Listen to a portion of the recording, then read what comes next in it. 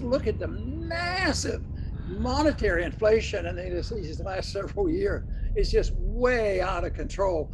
And so it is a pyramid scheme, and the unwinding eventually has to come about because production can't keep up, and the standard of living can't keep up because the debt becomes overwhelming. And that's what we're facing today. And that's why, it's such a serious problem. The big problem we have today is we have dishonesty in government. Guess what? And it's bipartisan. Wonderful. They're bipartisan. So they all abuse the money, but it's convenient because on the short run, that's how they get votes. But then they run into trouble because you can't continue it. The debt gets excessive. The value of the currency goes down. And that's where we are today, because every day you're going to hear something about what the Fed is going to do, and they don't know what to do, and they won't admit the truth. They'll say, wages and profits, Biden is terrible. We got to do away with the profits, especially on those energy companies. That'll create a lot of new energy. So it is so sad that so much ignorance is around.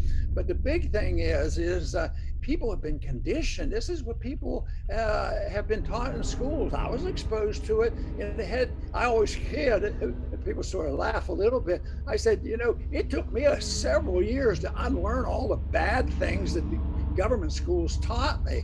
And we've been indoctrinated, and there are some people who like the indoctrination because their ultimate goal is a Marxist type of society. And because our society is so fragile now, that is a real threat. Right, Dr. Paul. And, we've been saying when the Fed was going on their printing and counterfeiting binge, this is going to drive up prices, but be alert because they're going to blame anything except the Fed as much as they can. And of course, today that is what's happening. And you hear from the usual suspects, it's corporate profits. No, these are, effects. You got to go to the cause, and a little bit of basics on prices and profits, what they mean, wouldn't hurt you. When someone is selling something, they always want to get the highest price. And when someone is buying something, they want to pay the least amount, and ideally even free. That's why people rush to get something free. So, but it doesn't happen that way. If you have a $100,000 house, you're not going to sell it for $1 million if you put $1 million price tag on it. So what is agreed upon is the market price. And that's what we see out there, is what people are willing to pay and what corporations and companies are, able to charge. Profits, on the other hand, are merely a market signal. They tell us, hey, this is in high demand, people want this, we're satisfying this, it's driving up the price, it's time to create more of this, increase production. On the other side, when prices are low, you don't want to increase production. Go build something else. There's plenty of supply, prices are low. So that's how the market works. And you never want government to come in and tax away profits.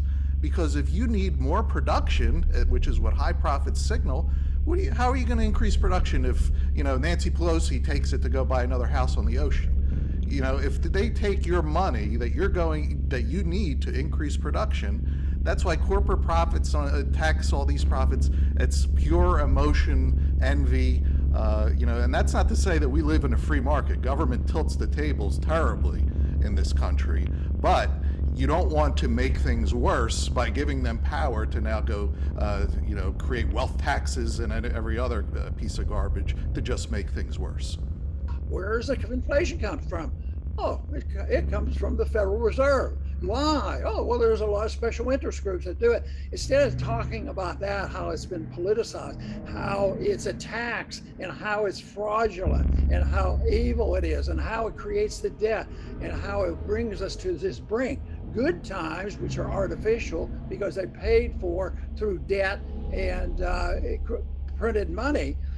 Instead of dealing with that, what do? Well, they have, well, we can get all the networks except for one or two little ones. Well, we can get on the air and we can spend 2 hours on our own to show them why we really should hate Trump even more. And that'll solve the problem of inflation.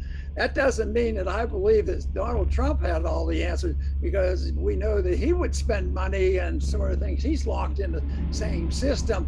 But I think, the conditions right now puts Biden in the worst conditions, and therefore this is a scheme of things to distract from a discussion that we have here at the Liberty Report been trying to get attention for a long, long time, and it's ongoing. I was with Jefferson. I remember it so clearly, and we were against Hamilton, but we're still fighting that same fight. Yes, very good, Dr. Paul. I'll finish up with my last point here. Our problem is government intervention. We have the biggest government in the history of the world, and Fed inflation that has created the most money in the history of the world. But another big part of the problem is media, and they just lead people into creating situations that are bad, that the citizens ultimately look back on and be like, oh, we were ripped off again. Let's just think back of these last few years. They tried to force people to get vaccines, and the pharma companies raked in more money than ever from the government. And then there was the lockdowns where big business cleaned up and the small guy got hammered. And then, the after effects are all these new billionaires were made and billions were made. We're reading about it now, all the billionaires that were made from COVID. And now everybody wakes up and they come to their senses, or at least most people, and they just start blaming, oh, these billionaires, these corporations are just... Now, you wanted it, you got it, but that's the thing. People have to stop falling for the latest thing, is what it's called, and they do it with wars all the time. They get people fired up, and then when it's all done, your $6 trillion has been taken from you. Another crop of billionaires were made, and you cheered it on the whole way. Now, the people that do this to us probably think, these people are never going to wake up. We could do this forever. Is it true? No, it isn't true. Ultimately, there comes a breaking point where the people do wake up and they've had enough. We say at the Ron Paul Liberty Report, get there faster. We don't have to keep going through this cycle of being ripped off by the government and the Fed.